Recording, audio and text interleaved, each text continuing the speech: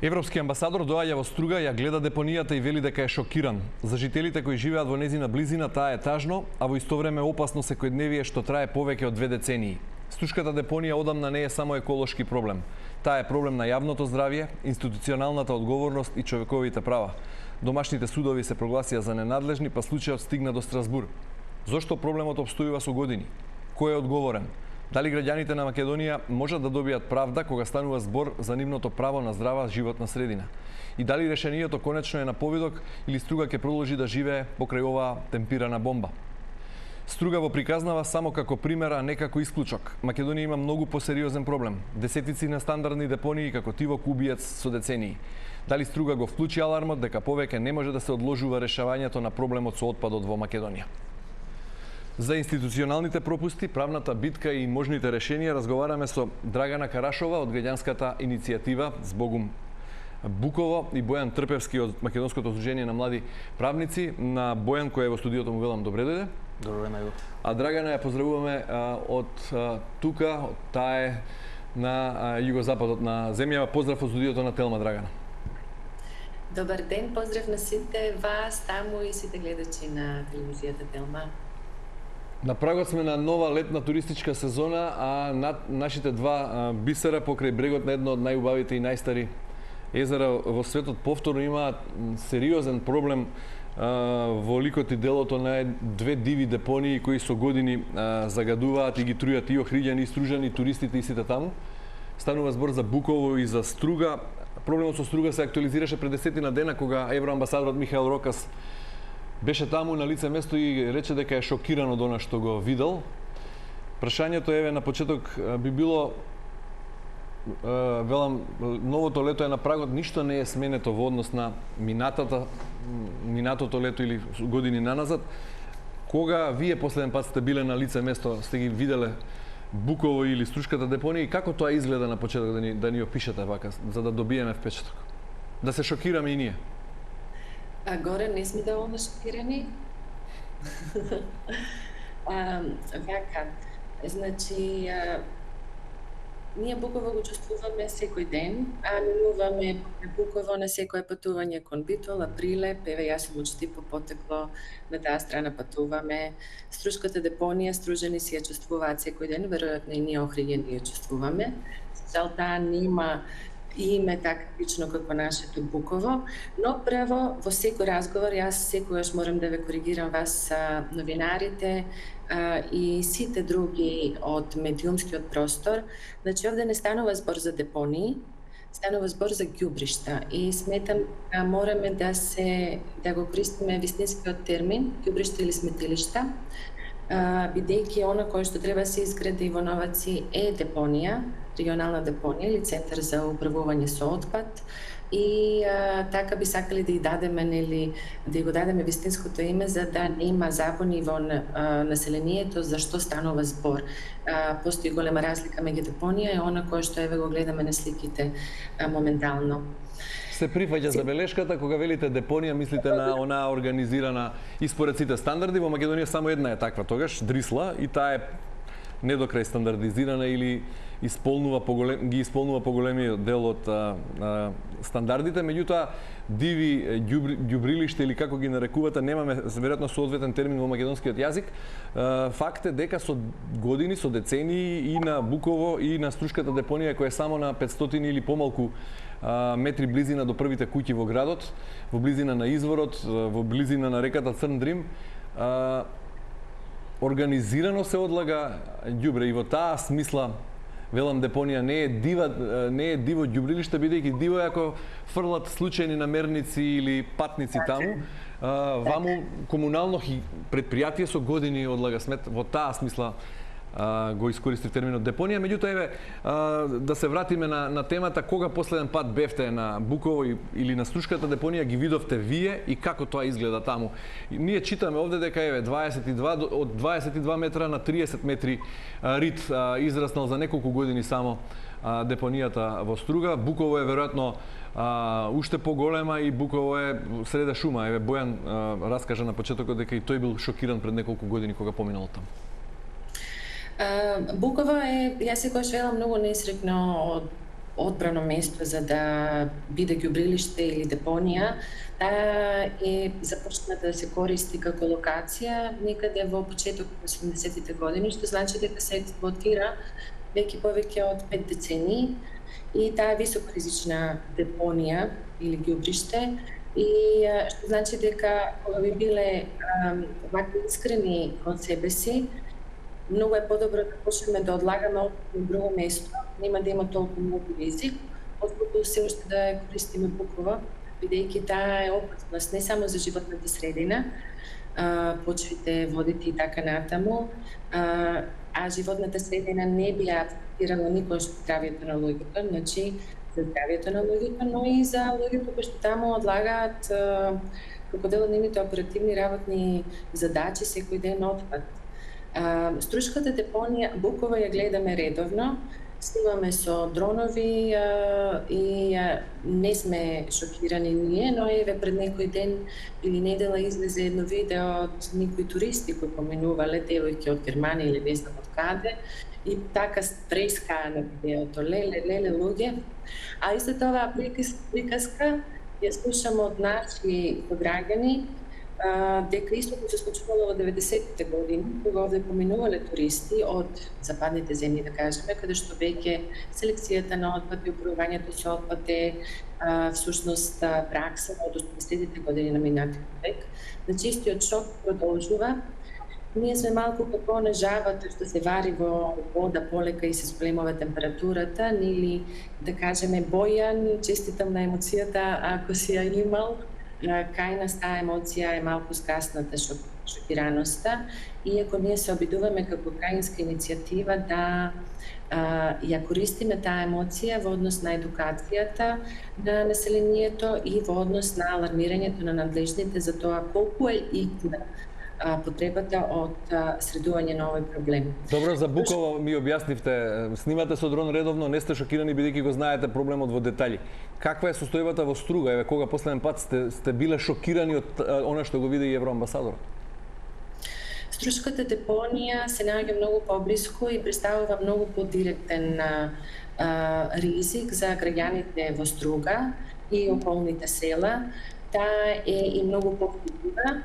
И она што последно слушнав е дека започнува да се експлоатираат други места за одлагање на отпад, ова не е официјална информација, но започнуваат да се експлоатираат други места за одлагање на отпад, за да може да се намали тамошното влијание.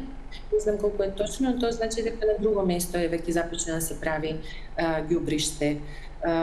Ситуацијата е во најмала рака кажано трагична, Коран, и во Струшката и во Охридско-Ресенската депонија. Драгана, благодарам за воведниот збор, те молам остани со нас во емисијата. Бојан, кога еден проблем долго време не може да се реши, нема на повидок никакво институционално системско решение, луѓето тргаат по правда, наместо решение бараме правда. Дали е правдата конечно на повидок со оглед на развојот на настаните откако судовите во Македонија се прогласија за ненадлежни по тужбата на една адвокатска локална канцеларија од Струга и по вашата поддршка како Македонско здружение на млади правници, или пак и правдата се уште е далечна исто како и решението? Би рекол дека се покажува дека правдата е спора, ама ако ја следиме нели поговорката, правдата на крајот сепак ќе дојде. Се надевам дека навистина ќе дојде правдата.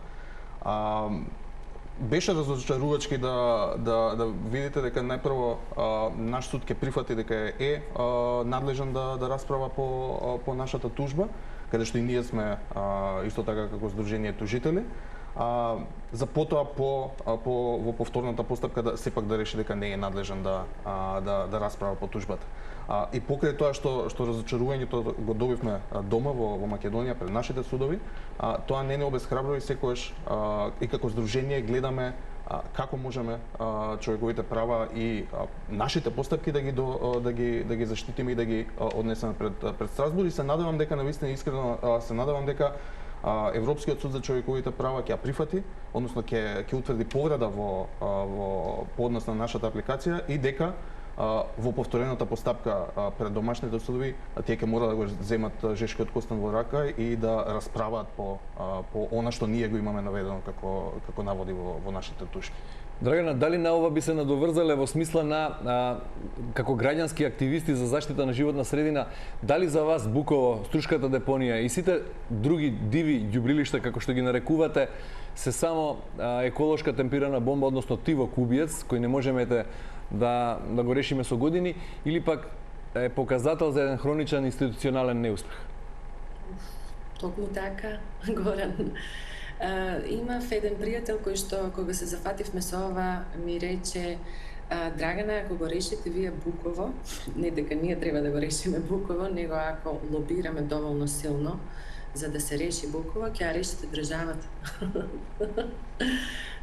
Да, ситуацијата со ѓубриштата низ Македонија е резултат на институционалното непостапување и институционалната, за жал морам да кажам, неспособност. Решението постои. Еве, со Бојан нон-стоп сме и во контакт.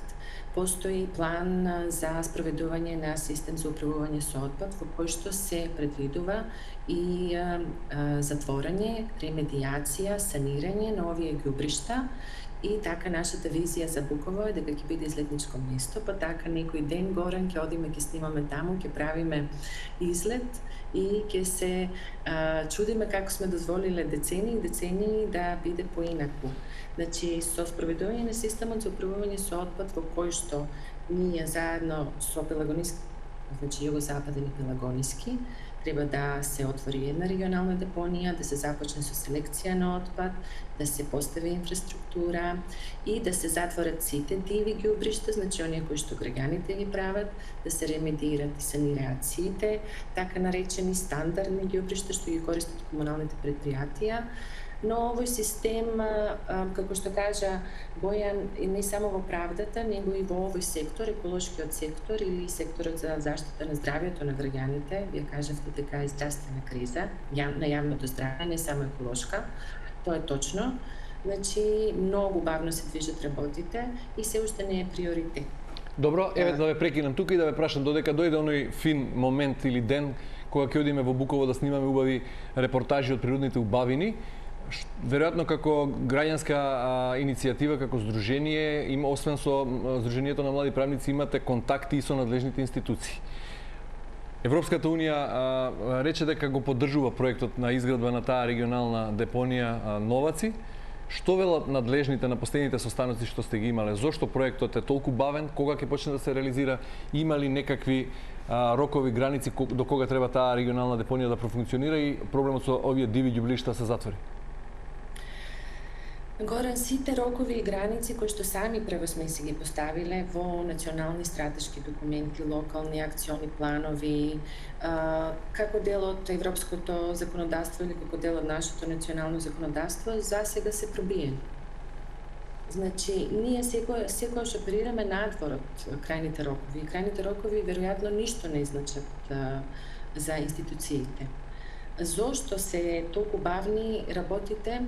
Иако сме имали многу посилна подршка во решавање на овој проблем и изградба на систем за управување со отпад, вие не знам колку знаете, но Македонија има изгубено грант за изведба на овие активности. Па потоа минува години за да добие одобрение за кредит од Европска банка за развој. И целото тоа ја отежнува и довербата во донаторите, а системот ЕСКАП бара, значи, поддршка финансиска од страна, и довербата и процедурите, бидејќи ние сме покажале како држава дека и кога ни се даваат пари, ние знаеме да ги потрошиме како што треба. Добро, впрочем, кога зборувате за пробивањето на роковите, јасно е, имаше и видов УНЕСКО имаше препорака дека Буково треба да се затвори до 2020 година, значи 6 години доцниме со затворањето и оплеменувањето на просторот кај Буково. Меѓутоа, прашањето беше многу конкретно. Имате ли состаноци сега, во последно време, со Министерството за животна средина и со другите надлежни институции и што велат тие? Имаат ли некаков план, стратегија, кога ќе се гради Новаци, кога ќе почне да функционира и кога ќе се затворат овие диви ѓубрилишта? Сметам дека малку се предвижени работите, да, веќе има план за изградба на регионалната депонија, очекуваме дека во наредните 2 години ќе биде завршена. Во моментот кога ќе биде изградена регионалната депонија на која што моментално се работи, треба да има затворање директно, значи да престанат да се употребуваат ѓубриштата стандардни и да започне со нивна ремедиација. За Пуково конкретно, моментално е затворен, значи завршен тендерот за изработување на техничка документација за на кој начин ќе се санира и затвори тоа ѓубриште. Значи работите сепак се придвижуваат во некоја насока, така што очекуваме дека до крајот на, што знам, се надевавме до 2027, но веројатно ќе биде 2028, мора секогаш да бидеме многу флексибилни во однос на планирањето. Ние што имаме очекувања дека ќе имаме веќе функционална регионална депонија, но до тогаш се друго треба да биде средено на терен, што значи дека сите општини 18 од регионот треба да имаат поставена инфраструктура за селекција на отпад, едуцирано население, реформирани јавни предпријатија кои што треба да функционираат во рамките на управување на отпад, не само депонирање на отпад, собирање и депонирање.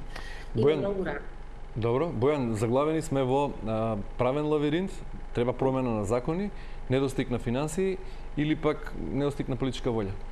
Каде е клучниот проблем, зошто работите одат бавно и може ли имали право Драгана Карашова и сите други граѓански активисти, па Охриѓани, Стружани и ние сите како граѓани на Македонија да се надеваме дека работите конечно ќе тргнат и дека за 2 години ќе се изградат регионалните депонии со што ќе се ова диво одлагање, формирање на диви ѓубрилишта ќе се стави под некаква контрола?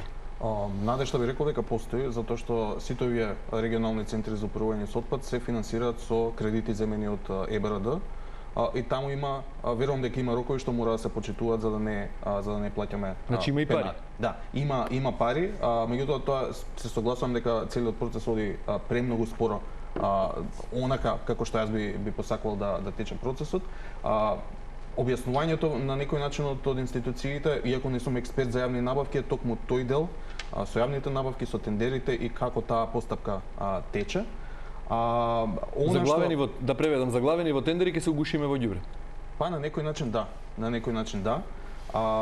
Мислам, се слагам дека мора да има фер и транспарентна постапка за трошење на јавни пари. Како тоа го прават други држави?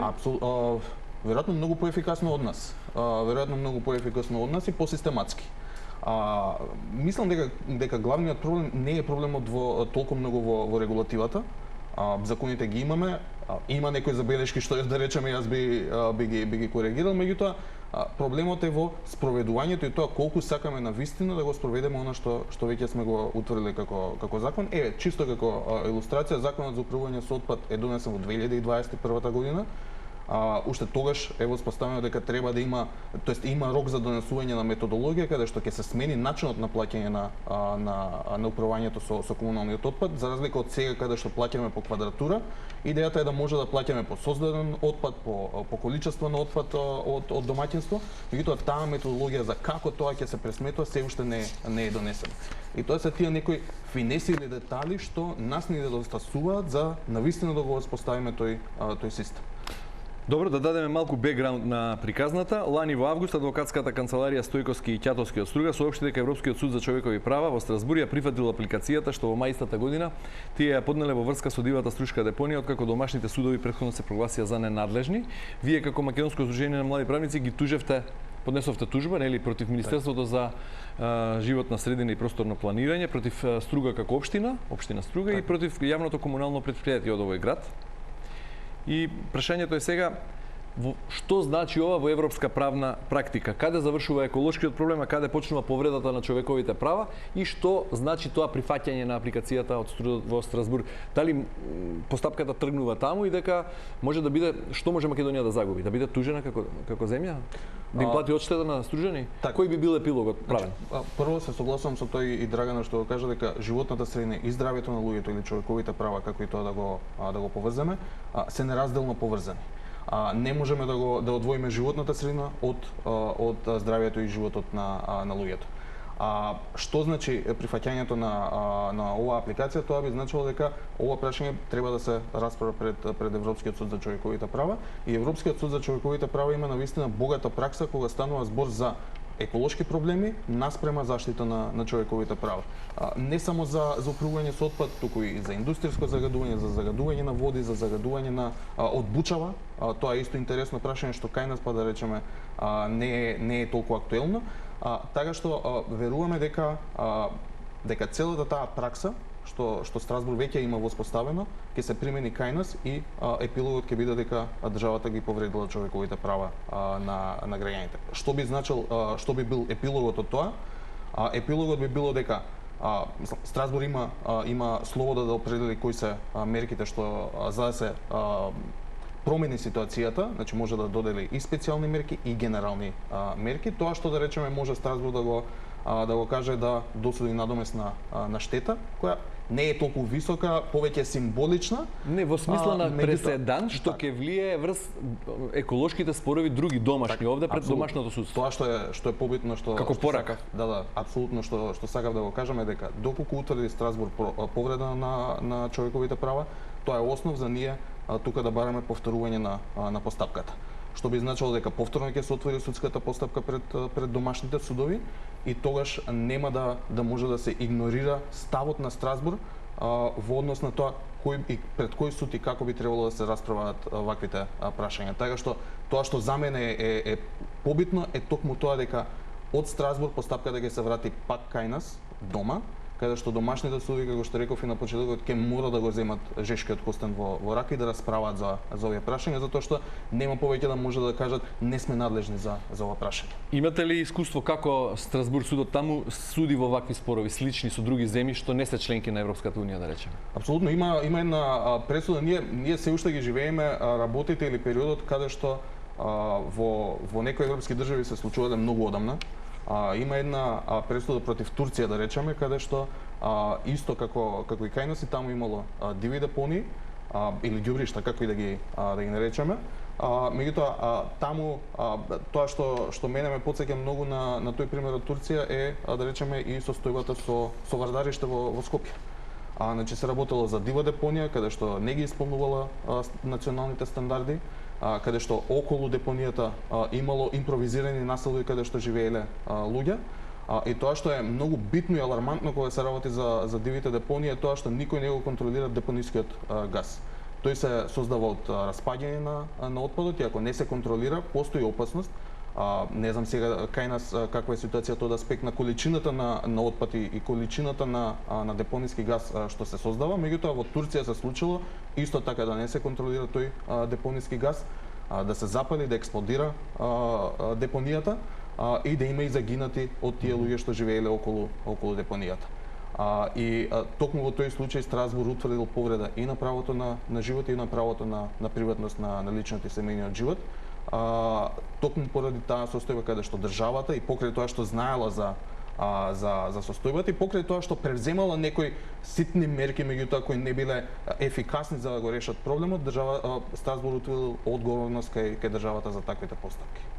За среќа кај нас до сега не се случил таков посериозен инцидент, иако минатото лето на крајот гореа, односно имаше случаи на сомнителни пожари или пожари од самозапалување на некои депонии, нели се запали Дрисла во септември минатата година. Драгана, Буково, освен што ја гледате, ја чувствувате, ние често читаме овде дека во текот на летните месеци се случува да гори и да се чувствува непријатна миризба која стасува и до градот, до Охрид, па се шири и по плажите таму. Да, и вие доаѓате овде така, веројатно и вие како туристи го чувствувате тоа. Буково е многу старо ѓубриште, долу е полно јадрото со распадната органска материја, која што создава метан. Тие гасови кои што Бојан спомнува дека воопшто не се контролирани, а меѓу другото не кошта ниту не знам какви пари, ниту не знам какво време за да се контролираат на некаков начин нивното испуштање. Тие се основната причина за тоа самозапалување на ѓубриштата, особено Буково, кое што нон-стоп чади.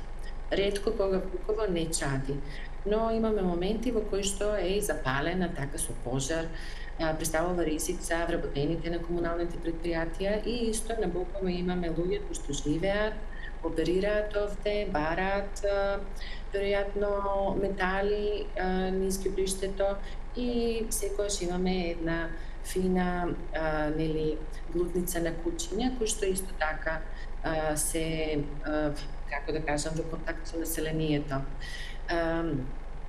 Мојот најголем страх е да не се случи со Буково она што се случи со Вардариште минатата година, кое што не е воопшто невозможно, напротив, бидејќи Буково тоа би било поголема трагедија, бидејќи нема начин како да се интервенира во гасењето на таков пожар.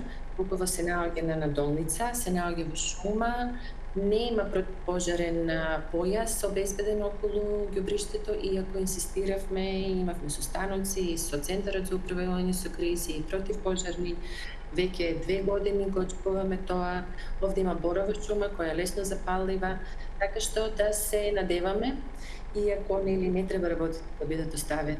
Освен надеж, што велат институциите со кои сте имале? Рековте Центар за управување со кризи, Дирекција за заштита и спасување, кога алармирате дека е тешко достапен терен за гасење на пожар, што ви рекоа таму? На почетокот беа расположени за разговор, кажаа дека може да се стават на располагање доколку нешто се случи, да го прогласиме за кризно подрачје за да можеме да интервенираме со поголем број на ресурси, но веројатно се чека да стане кризно подрачје реално, значи не се действува превентивно, туку веројатно се чека нешто да се случи за да може да се действува. А до 2027 крајот или 2028 или кога и да биде тоа решение во ликот на Новаци, таа регионална депонија, има ли нешто што се гледа како привремено решение, односно како да се протурка и ова лето пред нас, за Буково да не чади, да не гори, да не загадува до тогаш? Што би биле, има ли некакви мерки што треба да се преземат итно? Да, и ова е апел и за сите граѓани низ Македонија, секаде кај што имате можност да селектирате отпад, да ги тргате на страна електронскиот отпад, да го тргате на страна и селектирате пластичниот отпад, да одлагате бои, лакови, мебел, фарбан и така натаму со токсични химикали, никаде во собирни центри, имате еден собирен центар, мислам во Скопје. Единственото што можеме да го правиме во овој момент е да апелираме како иницијативи, како здруженија или да работиме на терен со подпомагање на процесот на селекција, за да не оди токсичен отпад кој што ќе се пали на нашите ѓубришта и да се намали количината на отпад кој што ќе се носи таму, за да нема преоптоварување. За жал, се делуваме така, како да се каже, дефансивно. Добро, рековте, постојано сте во комуникација со Македонското здружение на млади правници. Веројатно и вие прстот сте го впериле кон овие 3 институции кои добија тужба од нив и од адвокатската канцеларија од Струга. Кој за вас како еколошки активисти пред себе прашуваме главниот виновник? Дали само институциите и колку од другата страна сметате дека станува збори за прашање на свест и на менталитет, можеби наш како граѓани, колку сме самите одговорни за тоа што веќе почнуваме да се давиме во сопственото ѓубре? Вака горе, ние сме, како да кажам, државата сме ние сме државата. Јас многу пати аргументирам дека сите луѓе кои што работат во јавни институции се наши луѓе, доаѓаат од кај нас, од нашите семејства, од нашите други, пријателски. Политиката не го приоритизира еколошкото прашањето со здравјето, јавното здравје и животната средина. Тоа е за мене најглавниот проблем. Тоа се гледа и во парите кои што се одделуваат за животна средина и тоа се гледа и во однос на ефикасноста во реагирање. Еве, например, во случајот со обезбедување противпожарен појас околу Буково. Но, секако, населението е одговорно, бидејќи ние сме дел од оваа држава, но и таа одговорност и таа едукација паѓа на државните институции пред се, па дури да кажеме тие бараат помош и од невладините организации. Невладините организации и здруженија работат многу активно на ова прашање. Некои што се вклучени, така што Малку е нелогично, тука имаме многу свесни граѓански активисти кои се насочени кон директно и вклучени во решавање на проблемот и многу помалку свесни административци, а сите сме нели ние, како рековте, секој има од семејството и ваму и таму своји луѓе и малку е чудно, ме разбирате во која смисла прашувам, како вие граѓанските активисти сте толку свесни за еколошките проблеми, а од другата страна луѓето кои решаваат и ги креираат политиките за јавното здравје и за еколошките проблеми одвојуваат толку мал буџет за тоа? Па ние вака се фативме на ова оро, како се вели народно, знаејќи дека подигањето на свеста треба да биде и во рамките на јавните институции. Значи, подигањето на свеста треба да биде во рамките на вработените кои што се во јавните предпријатија, па дури и луѓето кои што директно работат на носење политики. За жал, кај нас се така работат. Добро, од кого барате вие одговорност како граѓански активисти? Кој е за вас најодговорен? Кој треба да биде прозван ако не дај Боже се случи нешто? Во различни сектори, зависно од надлежност, тоа се државните институции и општините. Добро, државните институции и институциите широк поим, се измешавме веројатно во надлежности и на крај никој не е одговорен. Пред некоја година бевме охрабрени како граѓани дека согласно уставното загарантирано право на права и чиста здрава и чиста животна средина имаме право да ги тужиме надлежните институции. Имате ли досега искуство? Какви се еколошките спорови во земјава, во која насока се решаваат? Дали судовите, како во случајот со Струшката депонија, се прогласуваат за ненадлежни или се тера нешто? Се случува некаква еколошка правда?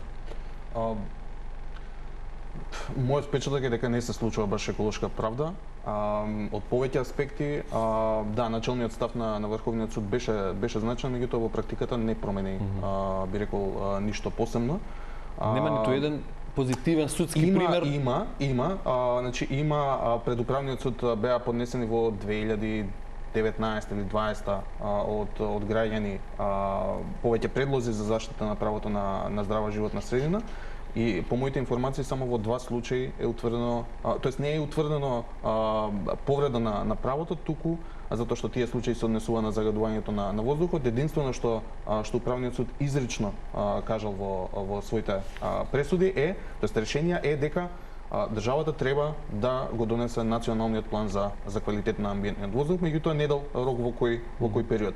Така што и покрај тоа што е успешен предметот, доколку не дадете рок, доколку не утврдите повреда на правото, доколку не, според мене, доколку не кажете кои други чекори треба да се преземат, се губи ефикасноста на самото спроведување, самото подобрување на состојбата.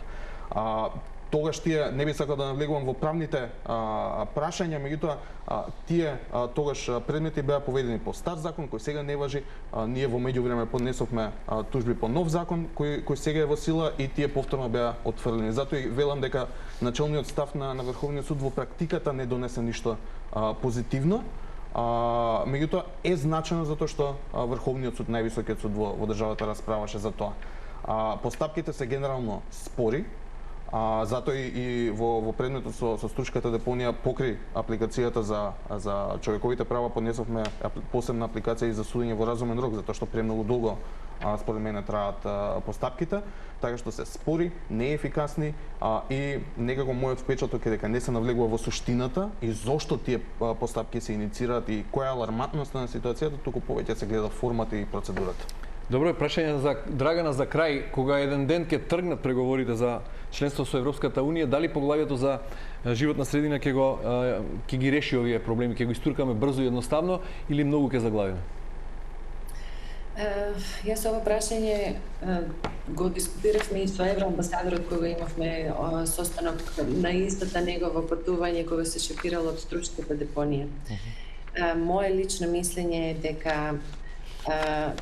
приклучување на преговорите нема да го реши институционалниот проблем, системскиот проблем со неспособноста која што постои во институциите и незавршениот процес на децентрализација во кој што општините никако да си ги преземат одговорностите и собствеништвото врз одредени процеси како што е овде случајот, например, со управувањето со отпад на општинско ниво.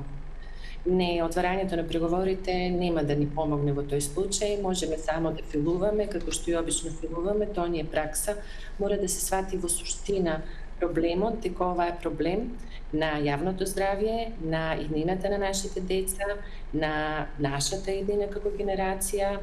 Значи, не знам, со Бојан и со сите други и активисти и здруженија кои што работат на темата, ностоп разговараме на кој начин можеме да ја пренесеме таа порака поефикасно. Мислам дека на сите нивоа, државни и општински, постојано бираме. Не отварањето на преговорите нема да го промени тоа, мораме сами да научиме како да го правиме ова и да не ги чекаме преговорите уште помалку. Тогаш дури има казни, како што се сеќавам, дали е така Бојан, доколку не постапуваме и Европска унија изрекува казни во однос на законите за животна средина и заштита на здравјето на луѓето. Драгана Карашова, Збогум Буково, Бојан Трбевски, Македонско здружение на млади правници, ви благодарам многу за учеството во денешното издание на Да си кажеме. Благодарам и вам. Благодарам и вам. Поздрав, Драгана. Почитувани, вам ви благодарам за вниманието. Останете на Телма и имајте убав ден.